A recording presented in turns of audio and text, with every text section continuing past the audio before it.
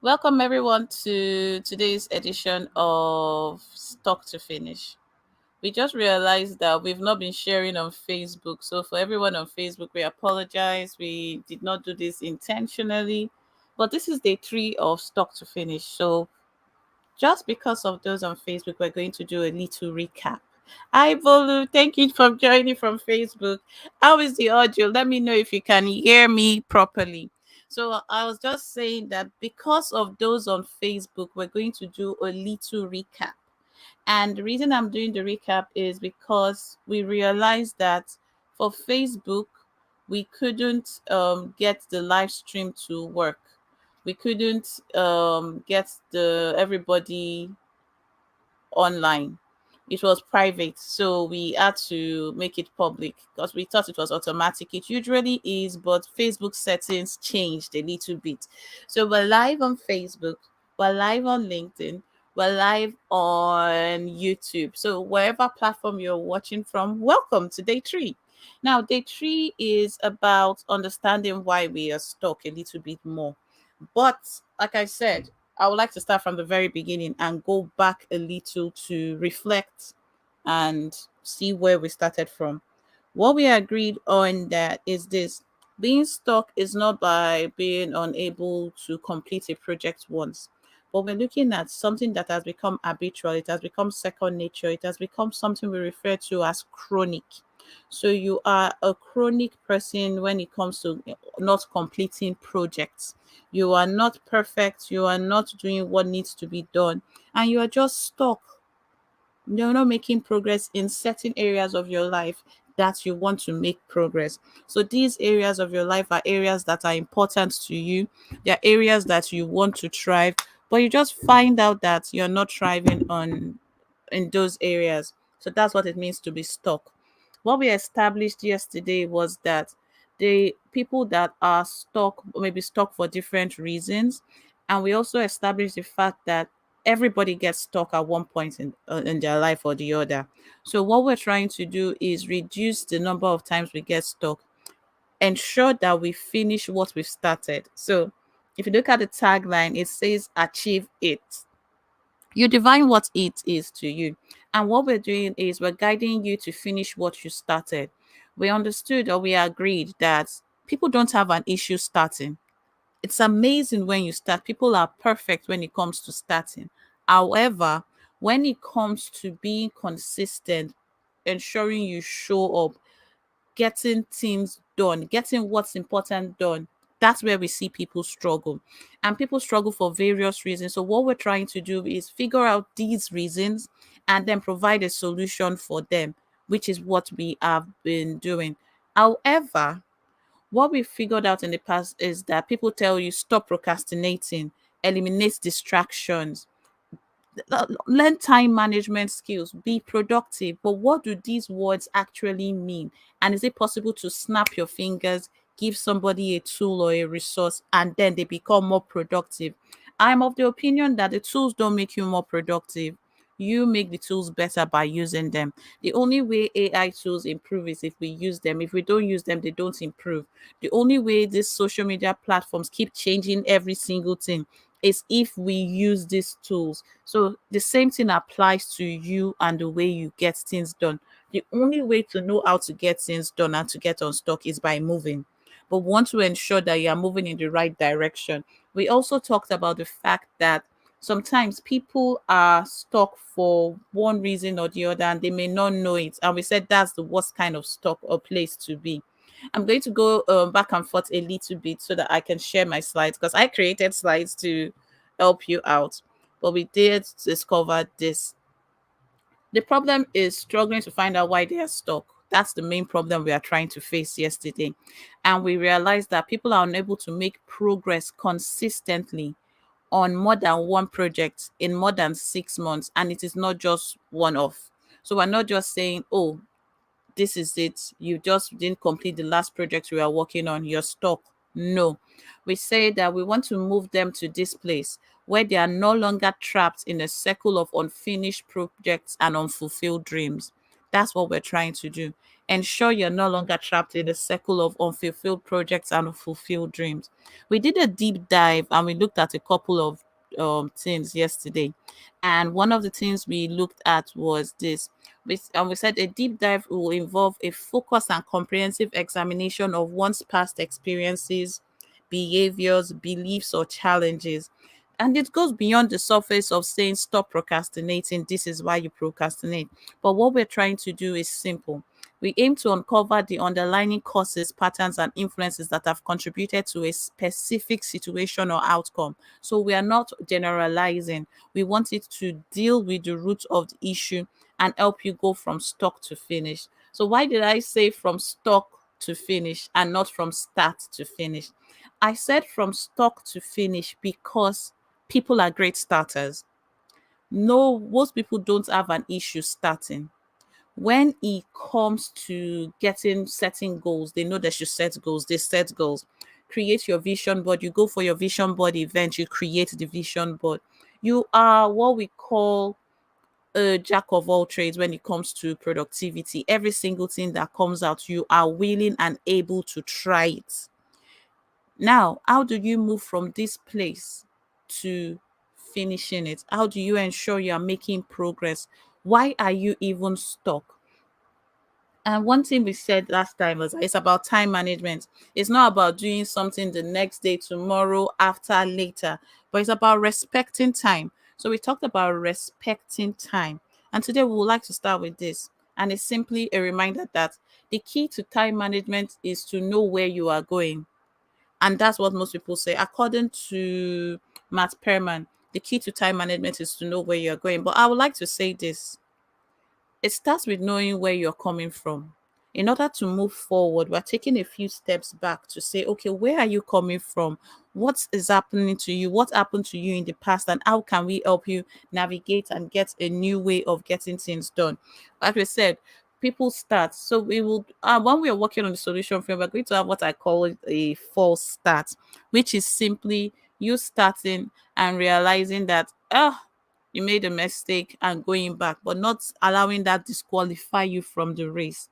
Not all false starts disqualify you from the race. So how do we ensure that your whole body is working on one track? And this is what I mean. When you're running a relay race, if you're running with a team, everybody has one baton. Now, what we want to ensure is that when you are working on yourself, ensuring that you are making progress, you have one button that you are passing to your mind, you're passing to your emotions, and everything is connected. There is no disconnect. So that's why I say it starts from knowing where you are coming from. You can't go straight to setting priorities. You can't go straight to setting priorities. The mistakes we've made in the past when it comes to time management and productivity is we just want to start setting priorities, set your goals, have your goals. I have made this mistake and I'm telling you from my own experience. I remember when my first goal setting workshop in 2015 or is it 2014, I can't remember the year. But I had this massive worksheets that was just going in depth into goals, and many people struggled with it because there was too much information. And sometimes when we have an overload of information, we are unable to make progress. So that's one reason people get stuck, because the rules and the regulations and the tools and resources provided for them do not make it possible for them to succeed. So we have to start with what is behind priorities. Why do you think the way you think? Why do you have these priorities? What influenced you to make this decision? What was your childhood like? And we'll talk about all that in a few minutes. But I like what Matt Perman said. He said you can't go straight to setting priorities. And I totally agree. If you are watching from any platform, hi Farida, thank you for joining. I'm just realizing that the Facebook was not going straight. So we are talking about my solution frame, how to get people from stock to finish. So we can't go to certain priorities. The reason many people are failing is they are just going straight for priorities. This won't work. So what do we need to do? How do we go back without getting stuck where we go back? Because it's possible for you to get stuck when you go back to reflect before you resume. Or what does it feel like to get stuck in the first place? Now, for everyone, it's different, but we're just going to look at three things that make it look like you're stuck. And tell me, I would like to know from you people listening, which of these three apply to you? And if these three apply to you, what does it look like to get stuck? Number one, I don't know what to do. You know you should be doing something, but you just don't know what to do. You are confused, you are overwhelmed, you're like, where do I start? What do I do? Do I buy a book first? Do I register my website first? Do I get my patent first? You just don't know what to do at all. You know you should be doing more, but you are unable to make that decision, probably for one reason or the other that we will get to. The second reason people, or what it feels like when you're stuck, according to Perman, is this. He said, I'm trying to do A, but Y gets in the way. So, yes, you know what to do. You know you should be working on your book, but then creating videos gets in the way. You know that you should be creating a video, then other activities get in the way. So you know I'm trying to do A, but Y gets in the way. Number three way it feels like to get stuck is this. I am making progress, but the road is bumpier than what it should be. So it's something that you've done before. And I would like to know from you people, which of these three places do you find yourself? Number one, you don't know what to do. Number two, you're trying to do one thing, but another thing gets in the way. So you find yourself focusing on the wrong priorities. Or number three, you know what to do. You're focusing on the right priorities. However, it's a bumpy road. There are too many obstacles in your way. There are so many things that are preventing you from even taking the next step. You just keep getting one bump on the road or the other. So please let me know which of these three that you fall into, and I'll tell you a little story. I have fallen into all this tree at one point in time or the other, and that's the truth. I've been in a situation where I did not know what to do when I was after my second master's, and I was trying to say, okay, am I a Christian in business? Do I run a Christian business? What am I doing? So I did not know what to do at all. I knew I wanted to do something apart from have a 9 to 5. I knew I wanted to build a career. Thank you, Gloria. Oh, okay. Yeah, I knew I wanted to build a career. I knew that I wanted to do this, but I just did not know where to start from. I knew that, okay, if I wanted to start a blog, in fact, my very first blog, the name was ridiculous. I always say it is until the knowledge of glory of the Lord takes over the earth as water covers the sea. Blogspot.com. It was so long and ridiculous. I did not know where to start. I did not know if I should start. That was the issue I was facing. Then there are sometimes you're trying to do A, but Y gets in the way, and I think we have Gloria saying that that's the issue she faced. She's trying to do A, but Y gets in the way. There are many people that are like this. And Farida also says number two. Fantastic. There are many people that are stuck in number two. And I have been stuck in this place. And one time in your life, you may be stuck in this thing. When I wanted to write my book, I have good intentions. Even when I want to do my podcast, I'm trying to do A, but managing the team, working with others gets in the way. When I was writing the book, I had to shut down completely because every single thing was getting in the way of my progress. So I knew I should be on A, but Y kept getting in the way. I knew I should be doing A, but sometimes I would say, let me just try C. And that's when I said I stopped, even when I am doing daily work. I stopped multitasking sometimes. The reason I started co-working is because I realized that when people are trying to do A, Y gets in the way, and Y seems like a good idea. Y is actually a good thing, but is it for that point in time? And then the one that we all are afraid of, I have started, but this thing is tough. I'm not making progress. I thought entrepreneurship would be easy. I thought being a virtual assistant would be easy. I thought this was going to be a walk in the park that I will not suffer. Why am I eating one roadblock or the other? It's like different things keep getting in my way and distracting me and preventing me from making the step. I take one step forward. You say, okay, I need to get certification. I get that certification. Oh, you need to understand Facebook. Facebook does this. Oh, you need to understand Instagram. Instagram, you're good at Instagram. Next thing, TikTok comes around. TikTok comes around, then algorithm comes. Algorithm has changed. Facebook says they're no longer photo, they want you videos. It just keeps getting confusing and bombs get in the way. At least we've established the fact that there are three reasons people get stuck, or three major reasons. I want to add another reason why people may get stuck, and that's about your attitude to work.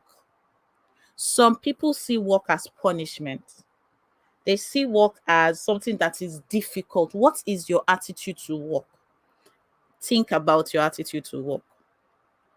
What is your attitude to work? Do you have a positive attitude to work, or do you have a negative attitude to work? Do you see work as something that is difficult that you should not be doing, or do you see work as something that should add pleasure to your life? Do you see work as a burden? So whenever it comes to doing anything work, you are already upset, you're already angry, you don't want to do it, you don't want to see it, you just don't want to be found there. And sometimes this may come from your childhood, where you saw learning as punishment. When you wanted to play, people say go and learn, and you say, oh no, I want to watch cartoons, and little things like that. Some of us have carried that attitude to work as adults. So when it comes to your attitude to work, are you somebody that when it's time to do work, you'll do the work immediately? Or are you someone that will say, I will do it later? Or are you somebody that will say, I don't even want to do it, I'm going to fail? Do you have this attitude to work that kind of kills you before you are even taking a step in the room, that already prevents you from functioning? The attitude to work is something that we will talk more on later. But I just wanted to mention that Matt Perman gave those three. I believe that in addition to those three, attitude to work makes the difference when it comes to getting things done, when it comes to getting what's important done. Let's not see work as torture. Let's not see work as something else. But then, how should we see work? I don't see work as something difficult. And people will say, DK, you have a laissez faire approach, a free approach to work. It's because I realized that the way I hated mathematics growing up impacted my life. And I will give the story of Pythagoras theorem. I always tell this story. I'm sure most of you that have listened to me for a while will know it. I struggled with maths. I'm the only art student in my house. My sister still jokes about it. That if you bring periodic table and certain things, Dalkuru will shut down. My name is Dalkuru for those that don't know. I shut down immediately. So, but I've always had this can do attitude. So it's not as if I wasn't trying. I was trying my best to learn it. So while everyone is playing, I'm either reading my Bible, I'm trying to read. And there was a day I was just mumbling to myself and grumbling, and I was upset. Why was I upset? I was trying to learn Pythagoras theorem. I had no idea my dad was watching me and he was observing. And he just said, what's the problem? And I said, is it not this stupid Pythagoras? Now, my dad is a math genius. I think my siblings are all math geniuses. And I was in GS2 because we learned Pythagoras in GS2. And he just said, oh, this is what it is. And he said, because it's because you're afraid already. So when you're afraid, you lock yourself up. You even prevent yourself from functioning. All right, everybody try this. Clench your fist. Just clench your fist. And you can't type as you're clenching your fist, but you will tell me your reaction after clenching your fist. Clench your fist and make it very tight. Once you clench your fist, you're in pain. If you can make it tighter, you are in pain.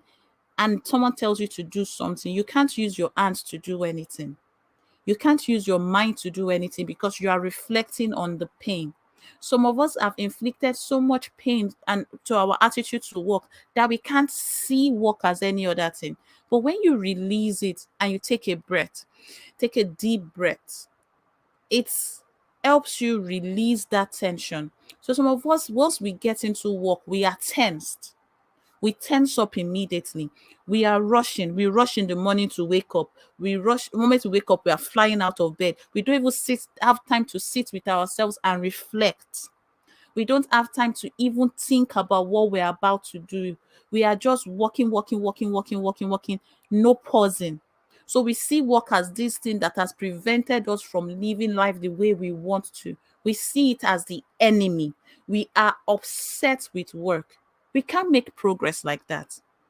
You are going to be stuck in so many projects if you see work as something that is the enemy. If you see work as something that is not supposed to help you progress, if you see work as something that I will do later, or I will do it when I can, if you don't even respect work, remember we talked about respecting time the last time we spoke about. Let's respect work. Let's respect the task that we're doing. Let's honor it. Let's give it a place that is positive. Let's not see it as a punishment.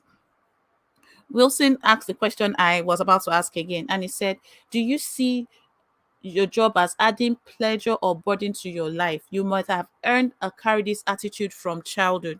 And it could be childhood, it could be cultural, it could be whatever you can say it is. But self-awareness is important. You have to be aware of where this attitude came from, and that's what we will work on together. Where did this attitude come from? What is the genesis of this attitude? How can we resolve what we don't know? So even if we know what to do, as we're doing it, we are not going to make progress. So when we don't know what to do, you say, okay, now you know what to do. So you don't know what to do. You have a lack of vision. You don't know what to do. You now have a vision, you have clarity, you have what you need to take to make the next step.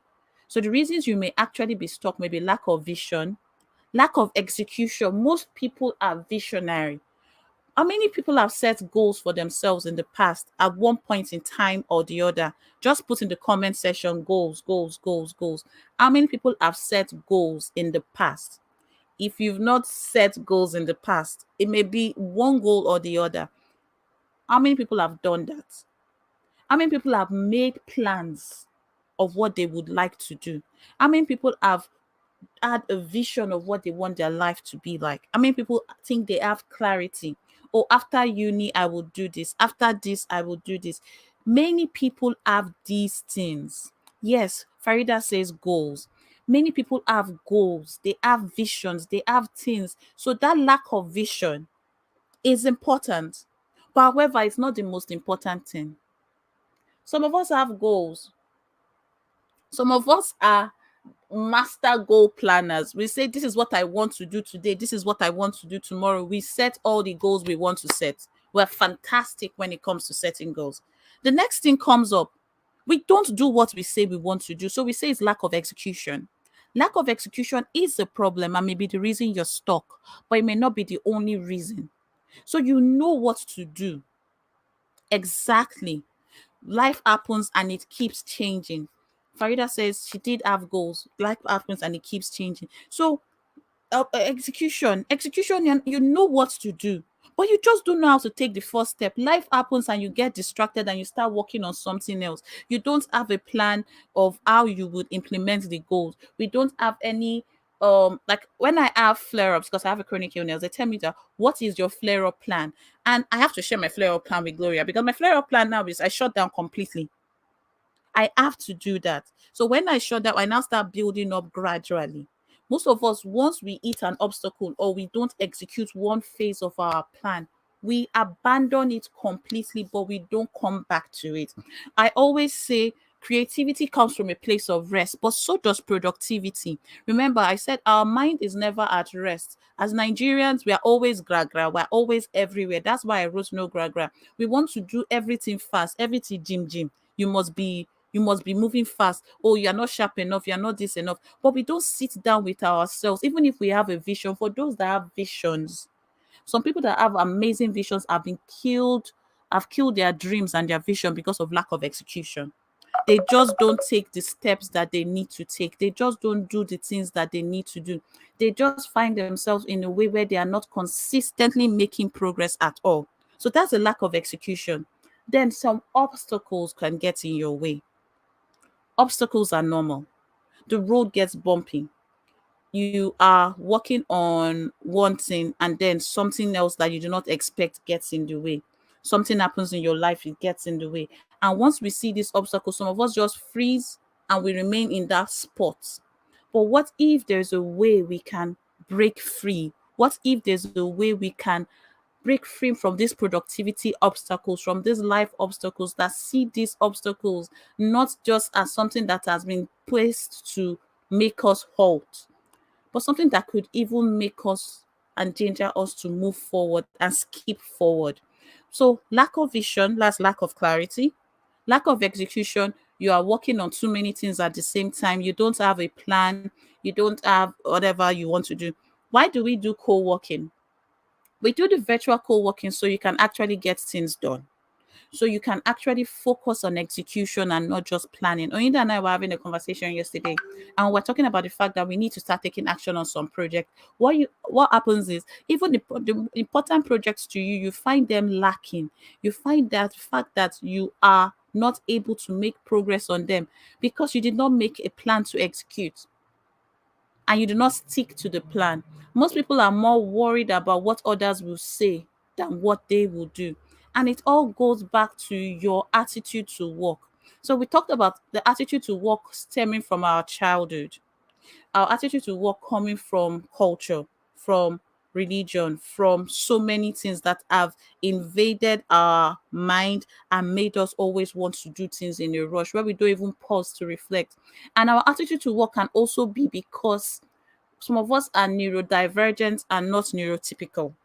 All right, this is what I would say. Some people experience the world in a different way and they don't know it, but because they experience the world in a different way, they have been judged by it and they've been silenced. So they become silent because they've been silenced. Their gifts have been silenced. So they don't just have a negative attitude to work. Is that where you find yourself? I always talk about the fact that as an introvert, I never knew introversion had its merits. I always saw it as something that was a killer, was my greatest weakness. I never saw it as a strength in the past.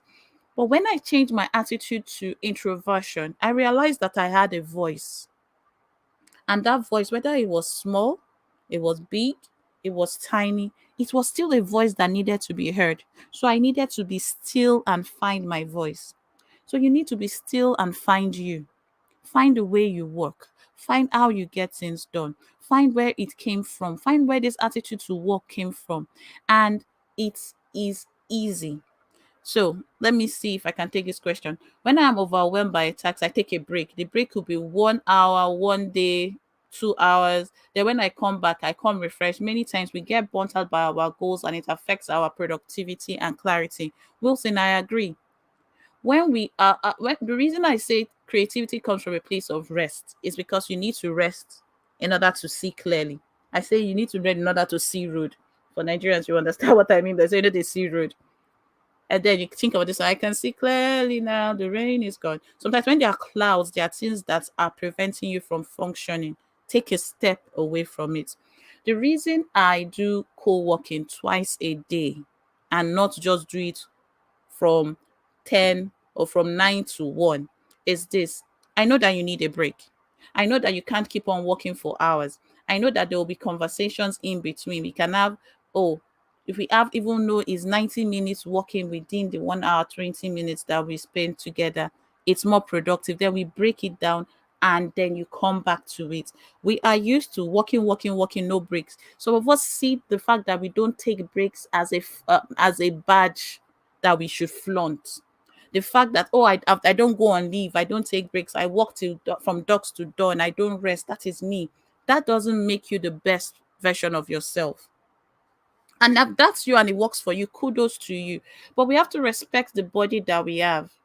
We have to honor the body that we have. We have to understand that sometimes our attitude to work, our attitude to our body stems from our childhood, stems from primary school, stems from secondary school. It's something that you have to face. I always say that self awareness is important because now that we are aware that something stems from childhood, okay, but some of us will not accept it. There's a difference between awareness and acceptance. Acceptance is acknowledging that, okay, this may have happened to me, or this happened to me. That doesn't make me a victim. That doesn't mean I can't grow. That doesn't mean I can't let go of this. So this is the reason I procrastinate. This is the reason I don't want to work. This is the reason this. That is acceptance. Acceptance is saying, this is me. This is where I am. I accept it, but I do not make it. I do not see myself as a weakling for accepting it. I rather see the strength that I am gaining by accepting it. Then there's action. And that action is not something you take once. Its action is something you take consistently. You now make a plan and say, now that I have figured out that this is the problem, this is my solution, and this is my commitment. Last week, we made a commitment to ourselves during our Sunday session, the commitment of how we want to show up, of what we want to do. And this, some of us are more concerned about letting others down than we are about letting ourselves down. We have to learn to lead ourselves. They say follow the leader. The leader is you. When it comes to your personal development, when it comes to your personal productivity, when it comes to self mastery, when it comes to self anything, take charge. Do not outsource your growth, your time management to somebody else. It should not be dependent on your boss. It should not be dependent on any other person, but you have to lead yourself. I'm not saying you are taking your boss's job. We're just saying that growth comes from self leadership. Lead yourself first. Lead yourself to the truth. Make sure that when you make a commitment to yourself, you keep it. This is something I keep saying, that most of us are more concerned about what others will say when we don't do what we're supposed to do. But we forget that we've made promises to ourselves that we've broken.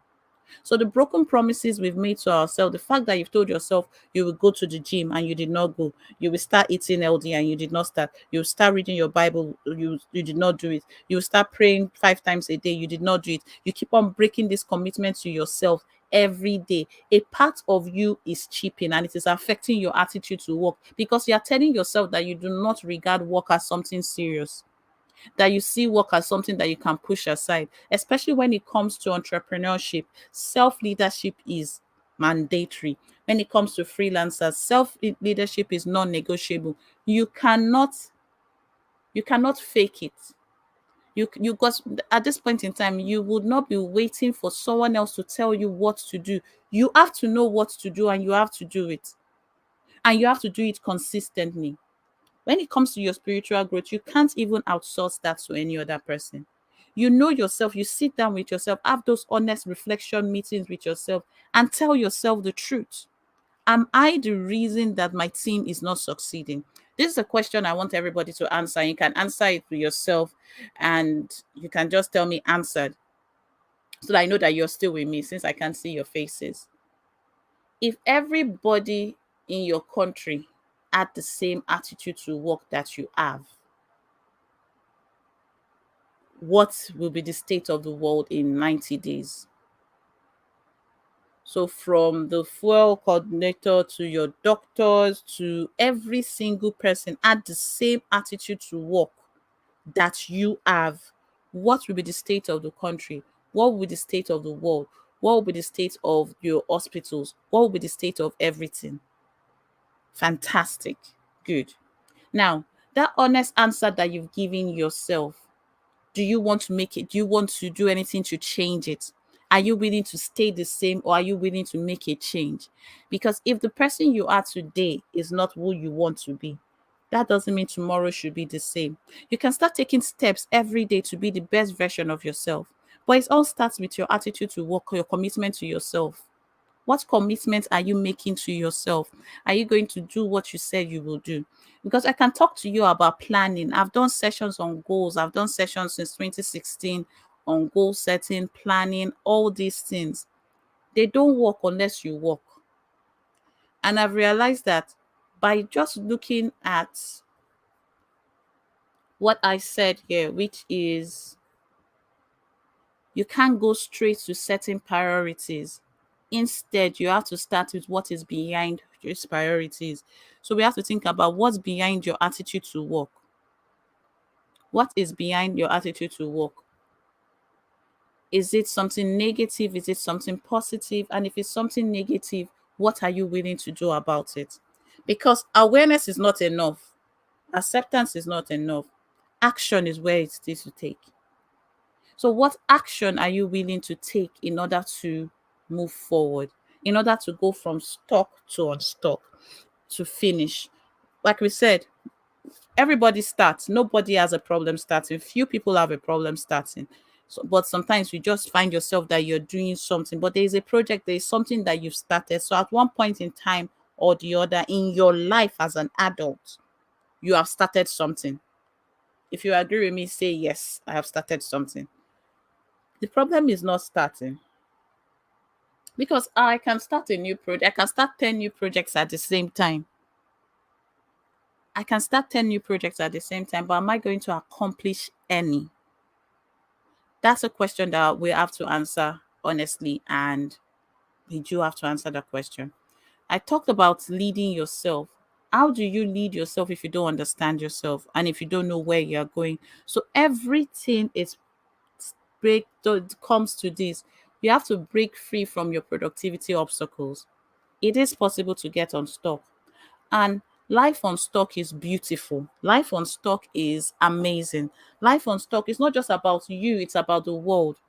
It's about understanding that everywhere in the world there is an opportunity for you to make a difference. Because if you're a Christian, if you're a Muslim, if you find that you've done what you're supposed to do, it even gives you freedom to serve.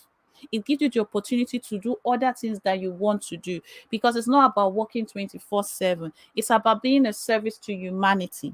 So what I want to do, my heart desire in all this, is to help you break free from productivity obstacles, to identify them and to break free from them before we start setting priorities right. Before we start talking about goals, because everybody here knows about SMART goals. Everybody here has heard about SMART goals. Everybody knows that you should do priorities. These are known things, but there is still something preventing us from making progress. And that's what we want to address today. So I will just do a recap as we're coming to the end of today's session, because it's 45 minutes. The process of getting unstuck starts with understanding why you're stuck.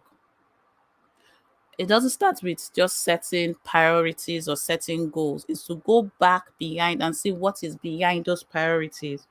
Sometimes we are stuck because of our attitude to work that is negative. So we'll look at positive attitudes to work tomorrow. And we'll look at how this positive attitude to work can help us start the new week well. I will ask a couple of questions and then you would answer them honestly. And if you find yourself answering them and you find yourself in a position where all your answers show that you have a negative attitude to work, it's best you're honest with yourself and know where you stand. That make an assumption you know where you stand and you don't. We talked about the fact that sometimes for people is a lack of clarity. What they need is a vision. Some people is lack of implementation. What they need is execution. Some people, they just see obstacles in the way and it impedes their progress. So what they need is structure. Everybody needs something to move forward. But in order to determine what you need, we go back to your attitude to work and we reflect on your attitude to work. Why are we doing this? It's because we can't go straight to priorities. The key to time management is to go know where you are going, but it starts with knowing where you're coming from. So, where are you coming from?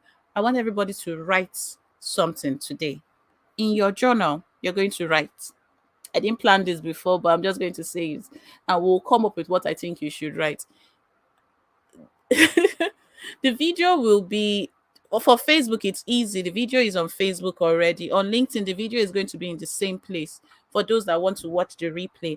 However, it's also on the YouTube channel, so you can watch the replay or the YouTube channel, because I think the YouTube video will be the easiest to track. So that's why I'm going live on 3 platforms, so we can make it trackable. So you're going to journal and you're going to answer this question. Simple. What is my attitude to work? You're going to write what nobody will see. You can give examples of stories. You can give examples of situations. You are not, if your obstacle was your leader, your obstacle was your computer, your obstacle was NEPA, Write down your attitude to work, knowing what has been said. The aim is to help you improve. So this exercise is not an exercise that is going to be marked by anybody. It's an exercise that you are doing for one person, yourself, in order for you to make progress. You are doing this exercise to ensure that you are able to ask yourself the tough questions. Do you see work as punishment, or do you see it as a reward? Do you see it as something else? What should we see work as? What should work be? Should work be something that we are doing just to earn a living, or should it be more? What is work to you? What's your definition of work? Because there are house chores, there are tasks, there's a lot more. So it's not just your attitude to your office job we are looking at. We are looking at your attitude to life completely. And if you're doing this exercise and you find it difficult, it's okay to find it difficult now, but it will not always be the case. So it's not where you start, it's where we're going with this. And like I said, it's a journey for 30 days. It's not a 1 day journey. It's not something that is one and dusted. We're going to continue. Over the next 90 days, we're going to have different formats of these sessions where we are doing 30 days, the first daily, the first 30 days. And after that, every 3 days, we'll have one session. And after that, it'll be every 10 days, we'll have one session, and then we'll have weekly. But the plan is not to leave you hanging. The plan is to help you grow and thrive. That's my heart desire. I want a situation where people are able to finish what they've started. Then we can talk about starting, because, like we've all said, starting is not the problem. The problem is making progress. So, what does it mean to be stuck? And are there people that get stuck? Everybody gets stuck one way or the other. And when you are unstuck, these are the things you will have. You will have clarity. You know what you are there to do at both the eye level and every day, which is what you're going to allow. This allows you to set limits on your work, so you have clarity. One word that people don't like, adults, children, and we have to embrace, is discipline. It's about self discipline. We see discipline as a word that means punishment. We don't see discipline for the merits it brings. So you're looking at your attitude to work. When the please help me write the assignments, and your attitude to the word discipline. When you hear the word discipline, what is your first reaction? Then what is your next reaction? What influenced your first reaction? What influenced your next reaction? You're just giving yourself prompts to make you think deeper about this. Then you'll be able to focus. You work on one thing at a time and give it your full attention. Full attention, what I call monotasking. You have high energy and capacity to do more. You will have speed. You'll be surprised. There will be so much speed in what you do. You will know how your day goes day to day. Say, oh, this takes me 3 days. This takes me 2 hours. You'll be able to estimate your day. So you'll be able to plan. You'll be able to complete the work you said you will do every day. When I say people do daily accountability, it's something that you struggle with. But daily accountability is important. What did I do today? What did I say I was going to do? Then what did I do? Did I do everything I said I was going to do? If I did not, why? If I did, why? These are questions you have to ask yourself, and you have to answer honestly. And for me, it's about doing things from a place that suits you, that makes you comfortable, that makes you be the best version of yourself, but still pushes you. So I always say that I tend to not be say I lazy. My approach is not a lazy approach. No, Gragra is not about being lazy. Saying you should rest before you work is not about being lazy, but it's about being productive. I have had a situation where I was trying to get something done and I was stressed. I was forcing myself to do it. 2 days I was unable to do it. Eventually, Emma just said, "Go to bed. You've been working on this and go to bed." Once I rested for that day and the next, I came, and what I had been trying to do for days, I was able to do it in hours. Work expands to the time that you give it, but you have to allow yourself, give yourself that permission. Once I stopped seeing it as something that was made to torture me, something that was made to make me look silly, something that was made to make me fail, I started seeing it as something I could use to bring light to the world, something I could use to empower people. That's how I see the work I do. I see my work as service. So I'm talking about myself now, in case you don't know. I see my work as service. I see my work as bringing a positive help or positive concept to the work or productivity platform. I see content creation as something that is simple. I always tell people content creation is simple because content is everywhere. When people struggle with it, I'm like, you don't have to always sell, but you are creating something beautiful for someone. How do you see work? How do you see the work you do? Those are questions that you have to answer. So I will say thank you very much for joining me today. Does anybody have questions? Having personal calendar apps, many times we don't put down what we want to do and fix time for it. This affects us and also makes distraction comes in. I agree. Having your personal calendar helps. You put down what you say you will do, fix time for it. And when other things come, remember we said they are working on A, and then next thing you find yourself working on Y. You have to have your own calendar. That's why I always say before you come for co-working session, and I'm speaking to everybody on the team, before you show up for co-working session, tell me what you want to do. Then do it. Put it on your calendar. It should be on your calendar already that DK is going to ask me, what am I going to do? So before I start asking, you already say, this is what I'm going to do. And that would help you know the resources you need to get it done. That would help you know how long it takes you to do it. If you've been joining us with the No Gragua Planner, we have tasks that have different levels. So you have your master list, where it's your list of everything. But there's a maxi task, there's a midi task, and there's a mini task. All those tasks are on your calendar, but they don't require the same attention, they don't take the same time, they don't take the same resources. So when distraction comes in, you know that you can be working on a mini task, you shouldn't be working on a maxi task. Move to the mini task and document it. Document your day. Control your day, control your calendar. Don't let your calendar control you. Your attitude to work will determine what you do. Your attitude to the simple things that you are told to do that you think are irrelevant, like having your calendar. That's why I like what Wilson said. Having your calendar and using it. It's not enough to write things down. We have to implement. So having your calendar gives you clarity, it gives you a plan. Then you have to execute that plan. How many of us are going to execute the plans that we have to this week? If you're going to execute, let me see execute in the chat. And if there are no questions, I will end the broadcast in a couple of minutes. But thank you all for joining me today. It's been a pleasure waking you up early in the morning without prior notice. I'm going to schedule the live so that everything goes smoothly and everybody is able to see them. Tomorrow we don't do 9 a.m. because it is Sunday. Fantastic, Farida. Thank you for sharing.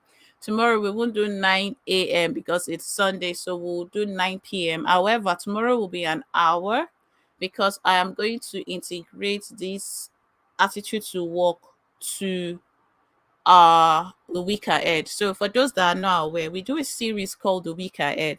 The week ahead is a plan, an opportunity for us to reflect on the past week and plan for the next week, then have like a Q&A session. So rather than the Q&A session, tomorrow we're going to have a session where we talk about our attitude to work and how we can change it, unless I change my mind. And then we will be able to plan for the new week and execute what we have planned.